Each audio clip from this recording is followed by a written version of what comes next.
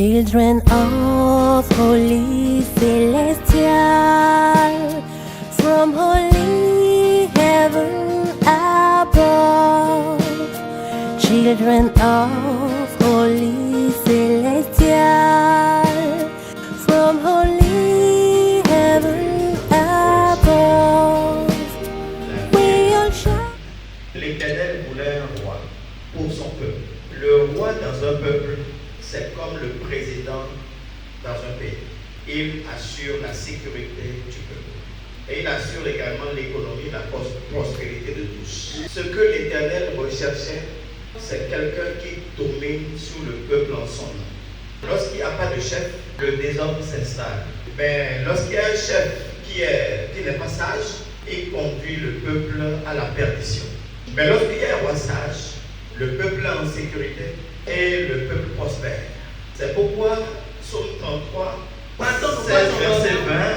Ce n'est pas une grande armée qui sauve le roi. Ce n'est pas l'importance de votre artillerie ou de votre armée qui vous défend contre l'ennemi qui arrive. Ce n'est pas une grande force qui délivre le héros. Ce n'est pas une grande force qui délivre le héros. Délivrer le héros pour le délivrer de la tête d'un méchant, d'un ennemi puissant, pour qu'il prenne le nom de héros, ce n'est pas par sa force. Il y a un chant que nous avons tous chanté. Ce n'est pas par ta force, ni ta puissance, par mon esprit, dit le Seigneur. L'Éternel voulait un roi qui va marcher avec l'esprit. Si on a un chef qui marche avec l'esprit de Dieu, tout se passe bien. C'est pour cela qu'en ce temps-là, c'était le temps des juges. Et Samuel était le prophète des nations. Il avait deux fils, Joël et Abijah, qu'il a placés juges à la tête d'Israël. Les deux enfants ne travaillaient pas bien. Ils ne marchaient pas droit. Et le peuple a réclamé qu'ils soient remplacés, qu'un roi soit mis à leur tête. Alors, l'Éternel a entendu les cris du peuple. Et il a dit à Samuel, leur père, ce n'est pas même contre toi qu'ils sont en train de crier, c'est contre moi, l'Éternel, qu'ils sont en train de crier. Et pour cela, nous allons leur trouver un roi. Alors il leur a trouvé Saül. Et Saül a péché 2 fois par désobéissance. Toutes les consignes qui lui avaient été données, que Samuel lui avait données, il ne les a pas respectées. Il dit, sur ton chemin, tu arriveras à un endroit qu'on appelle Gibéa. Là-bas, il y aura une garnison de Philistins. Et quand tu vas rentrer dans cette ville, une troupe de prophètes va venir à toi. Et devant cette prophète, il y aura des chantres avec des instruments de musique. Pendant qu'ils sont en train de chanter, de louer l'Éternel, les prophètes vont commencer par prophétiser. Et toi aussi Saül, tu vas aussi commencer par prophétiser. Alors, dès que ceci sera produit, tu vas devenir un homme nouveau. Dès que tu deviens un homme nouveau, ton travail a commencé. Tu quitteras Gibéa, tu vas aller à Gilgal. Là-bas, tu vas m'attendre. Et je vais venir offrir des sacrifices et des actions de grâce à l'Éternel pour tout ce qu'il t'a fait. Lorsque tout ça s'est produit, et Saül s'est rendu à Gilgal, quelque chose de malheureux s'est produit. Et les Philistins ont attaqué Saül. Et tous ceux qui étaient avec lui se sont dispersés. Il se disait, le prophète Samuel n'était pas là. Comme il n'est pas là pour nous secourir, il vaut mieux que moi-même j'assure les actions de grâce et les holocaustes à l'Éternel. Et il s'est transformé en prêtre, en prophète pour faire les actions de grâce, les holocaustes à l'Éternel. Il a fini de faire ça quand Samuel est arrivé. Il dit, mais qu'as-tu fait? Il dit, mais j'ai attendu 7 jours pour que tu arrives, tu n'es pas venu. Tout le monde m'a abandonné parce que les Philistins nous ont attaqués. Il dit, mais tu viens de désobéir. Tu aurais pu attendre. Ton manque de foi, ça fait qu'à partir d'aujourd'hui, le temps de règne, ton temps de règne va diminuer. L'Éternel lui dit ensuite, tu vas combattre les Amalécites et ils seront battus entièrement par toi. Mais quand tu vas finir de les battre, ne prends rien qui lui appartient. Qu'est-ce qu'il a fait? Lorsqu'il a fini de les battre, il prend les béliers bien gras, les veaux gras, les chèvres grasses, qu'il amène pour pouvoir rendre grâce à l'Éternel. Et au moment de faire l'action de grâce, Samuel apparaît encore. On dit, mais que fais-tu? Mais l'Éternel ne t'a-t-il pas dit de ne rien toucher de tout ce que tu aurais trouvé là-bas. Aujourd'hui, tu perds ta royauté. Et au moment où Samuel s'en allait, il saisit le manteau de Samuel pour le retenir. Et le manteau s'est déchiré. Et Samuel lui dit, aujourd'hui même, c'est la royauté qui est dans tes mains est arrachée. Mais chrétiens, mes frères chrétiens, mes soeurs, l'erreur d'un roi va pousser l'Éternel à rechercher quelqu'un qui est comme il veut, il désire. Et c'est à ce moment que David a été trouvé. C'est de la sélection. Et la sélection était tellement pointue que l'Éternel a envoyé Samuel dans la maison du père de David pour choisir celui qu'il veut. C'est ça que le 1 Samuel 16, verset 1 nous dit. Vous allez suivre avec attention. Parce que les voix de l'Éternel ne sont pas les voix des hommes. Dieu voit au cœur, c'est ce qu'on a dit. Mais les hommes voient comment? Ils voient avec leurs yeux, selon les apparences. C'est difficile. Quand vous connaissez tous là, maintenant on vient prendre le petit là, on dit c'est lui qui va être votre chargé. Il y en a qui vont commencer par le combattre. Ils vont commencer par lui faire guérir. Ils vont commencer par attacher les bougies. On dit c'est lui qui va être le chef. C'est lui qui va être la maman. C'est lui qui va être le responsable des enfants. C'est lui qui va être le responsable de tel groupe. On dit quoi? Verset 1 dit quoi? L'Éternel dit à Samuel. Oui. Cesse de pleurer pour Saül. Je l'ai déjà rejeté. Oui. C'est fini, c'est décidé. Lorsque l'Éternel a décidé, qui peut empêcher? Personne ne peut empêcher. Ta force, ta place, ta sélection, ton onction ne peut pas empêcher. Oui. Prends-lui dans ta corde. Les ministères que l'Éternel confie sont des ministères spirituels. Ce n'est pas des ministères charnels. Le don sacré de Dieu est un don qui se sait dans l'invisible. Tu as beau t'agiter, si tu forces, l'Éternel va t'arracher la vie. Et celui qui l'a choisi va le faire. Ce n'est pas la volonté humaine, c'est la volonté de Dieu. Et apprends-toi à laisser. Celui qui détient la vie, celui qui connaît ton cœur, celui qui t'a destiné à un but précis dans ta vie. Ce que tu as destiné, c'est ça que tu seras. Et non pas ce que les hommes ont voulu organiser ou planifier, comploter pour que tu sois. Et ce qui est extraordinaire dans ce passage, oui, la suite, oui. Oui, va. Je vais t'envoyer dans une maison, la maison d'Isaïe. Oui, pour faire quoi? J'ai vu parmi ses fils. Oui. Celui que je désire pour moi. C'est la volonté de Dieu. Volonté exclusive de Dieu. Ce n'est pas la volonté des hommes. C'est pourquoi celui qui parle au nom de Dieu aux hommes, c'est difficile de le comprendre. C'est compliqué. Il est en conflit avec tout le monde. Parce que les choix que lui communique Dieu sont des choix qui ne sont pas conformes à ce que pensent les hommes. Ce n'est pas une question d'âge. Ce n'est pas une question de statut. Ce n'est pas une question de beauté. Ce n'est pas une question de hauteur. C'est une question de cœur.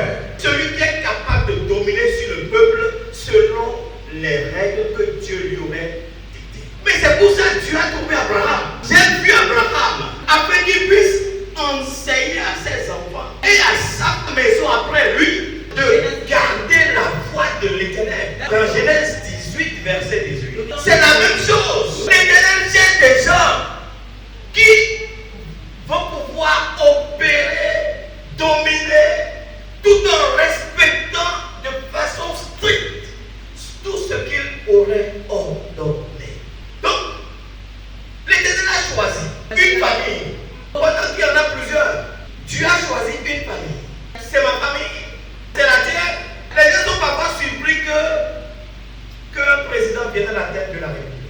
Et ils pensent que toujours c'est des manigances qui les ont conduits là. Ou bien des responsables d'église pour conduire le peuple de Dieu, pour être le berger. Mais c'est la volonté de Dieu. Ça ne peut pas se faire sans la volonté de Dieu. C'est le plan de Dieu sur la vie de quelqu'un. Même si certains pensent parfois que c'est une manigance. Ce qui se passe dans l'invisible, que les hommes spirituels voient aussi, c'est ça qui se réalise. Les cartes vont se jouer de telle sorte que c'est la volonté de Dieu qui va se réaliser. Alors, effectivement, Samuel est parti en mission. Avec sa corne d'huile. Sachant qu'il va trouver la personne à moindre tout de suite. Quand il est venu dans la maison d'Isaïe, il a rencontré un des garçons géants qu'on appelait Eliab. Et qu'est-ce qui s'est passé? Il dit certainement c'est lui. Vous voyez l'homme de Dieu?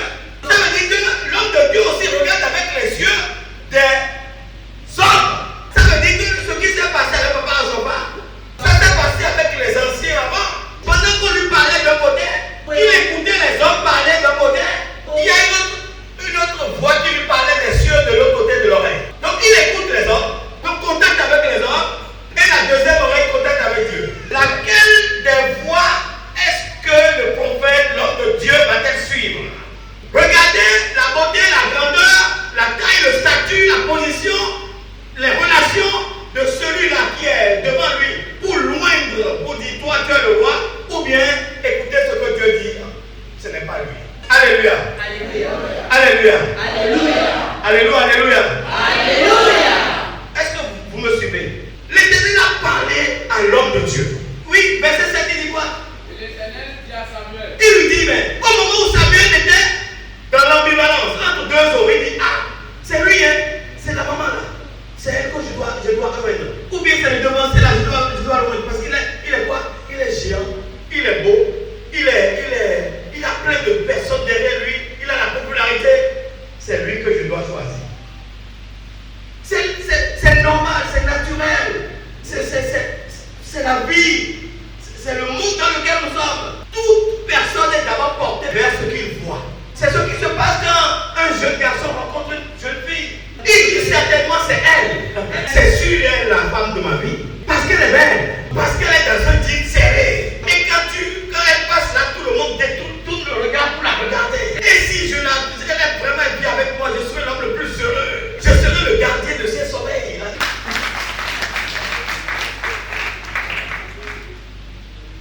Et nous nous engageons sans écouter l'autre voix, sans écouter la voix de Dieu. Nous nous engageons. Ce que nos yeux ont vu, ce que nos pensées ont imaginé, elle sera vraiment la mère de mes enfants. Si vraiment elle est la mère de mes enfants, vraiment mes enfants seront très beaux. Avec les doigts qu'elle a là, vraiment si mes enfants peuvent avoir ces doigts-là, des doigts vraiment pointus. L'Éternel a dit quoi dans verset 7? Ne prends point garde à son apparence. Ne prends pas garde à son apparence. Il ne peut pas assurer le rôle. Il ne peut pas garder ton ventre. Il ne peut pas respecter tes parents. Elle ne peut pas te donner le respect qui t'est dû en groupe ou en société. Elle ne sait même pas faire la cuisine. C'est le sommeil. Et en plus, Mouillou a documenté nous tous les jours. Alléluia. Alléluia. Et David n'était même pas là. Donc, qu'est-ce qui s'est passé? L'Éternel a rejeté le premier.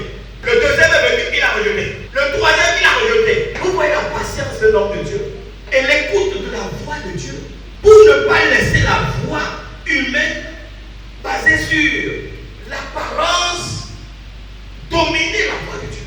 Nous sommes tous les jours amenés à faire des choix qui ne sont pas parfois conformes à la volonté de Dieu. Ça fait que certains se sont retrouvés dans des ministères qui ne sont pas les leurs. Beaucoup de gens ont quitté des paroisses pour aller ériger leur propre paroisse parce qu'avec leur ancien chargé, ils ne s'entendaient pas. Pas la volonté humaine. Parce que les gens sont venus les voir pour dire, mais tu as l'aptitude, tu peux garder l'église, tu peux conduire des brebis, tu peux être maître d'une bergerie. Et ils s'engagent dedans. Et ils vont ériger des paroisses. Et lorsqu'ils érigent des paroisses, ce que l'Éternel nous a dit dans Ésaïe 44 n'est pas respecté. Qu'est-ce qu'il a dit? Ésaïe 44, verset 2. Il dit, Ainsi parle l'Éternel. l'Éternel a parlé. Il dit quoi? Qui t'a fait? Moi, c'est moi qui t'ai fait. Et qui t'a formé dès ta naissance. Je t'ai formé dès la naissance. Celui qui est ton soutien. C'est moi qui t'ai fait. Pendant que tu étais dans le ventre de ta mère, c'est moi qui t'ai formé. Avant même que tu ne sois conçu par tes parents, j'avais déjà l'idée que tu viendrais. Et j'ai coordonné ta conception.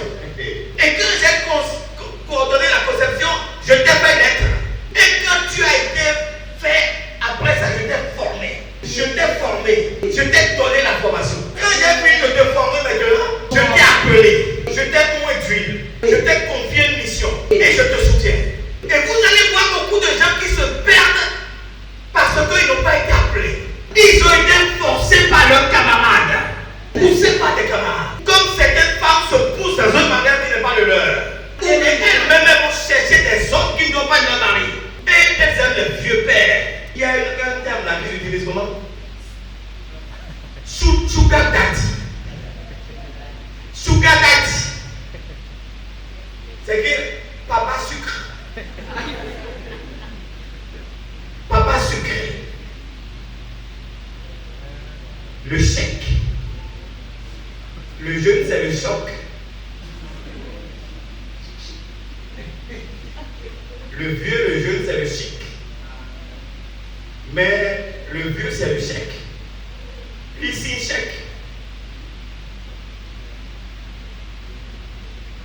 Et les jeunes filles ne veulent plus des garçons de leur âge. Elles veulent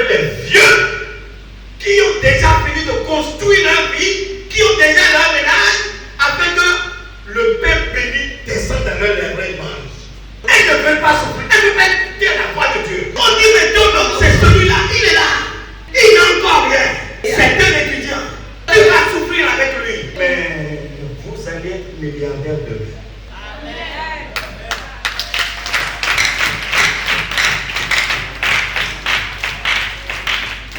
Samuel a écouté la voix de Dieu. Il a fait passer 7 grands frères.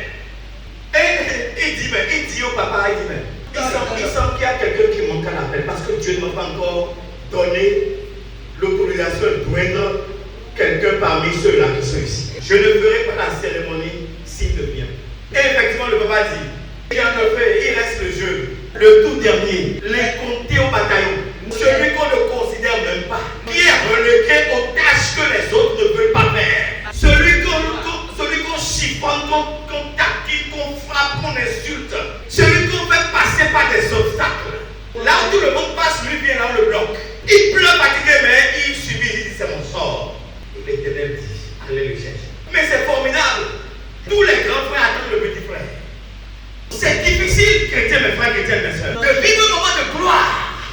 Le moment de gloire ne peut pas être vécu si tu n'as pas connu un moment d'humilité et d'humiliation. S'il n'y a pas humiliation, humilité, il n'y a pas gloire.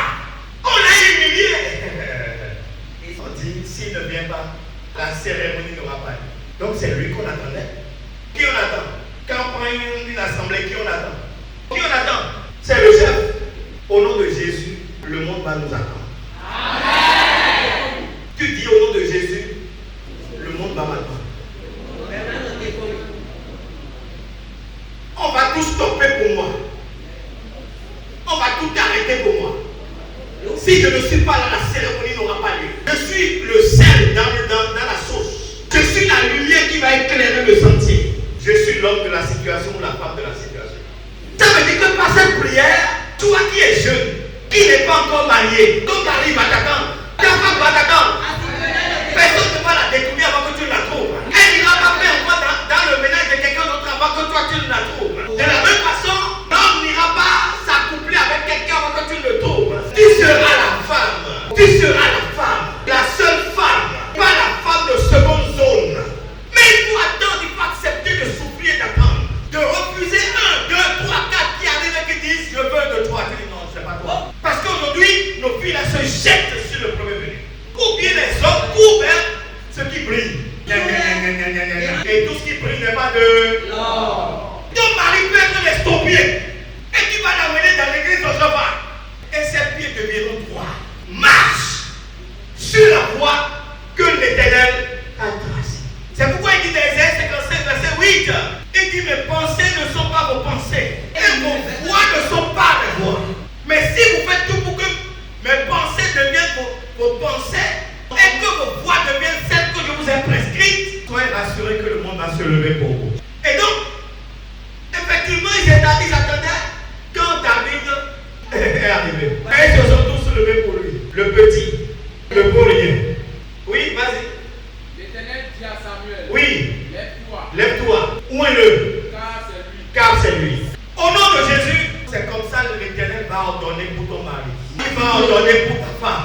Amen. Il va ordonner pour la direction que tu prendras pour tes affaires. Amen. Il va ordonner pour la promotion que tu es en train de préparer. Afin que quelqu'un d'autre n'ait pas l'occasion de prendre ta place. Il faut attendre, tu viendras t'asseoir pour pouvoir les conduire. Malgré ton jeune âge, malgré ton manque de relation, c'est toi, c'est David. David a été choisi, a été sélectionné pour nous montrer que tout ce qui doit nous arriver dans notre vie doit être sélectionné. Nous ne devons pas nous jeter sur les choses. Les premiers venus, les premières occasions, nous devons écouter la voix de Dieu. Et si nous écoutons la voix de Dieu, l'Éternel dira à son prophète, ou bien à ses hommes, ou à des personnes que nous ne connaissons même pas, c'est lui, positionnez-le, donnez-lui ça. C'est sa place, c'est son mari, c'est sa femme, c'est son entreprise, c'est son terrain. Donnez-lui, l'Éternel le fait. Il le fera. Il le fera pour toi, il le fera pour moi. L'essentiel est d'être patient pour glorifier le nom de notre Dieu, au nom de Jésus.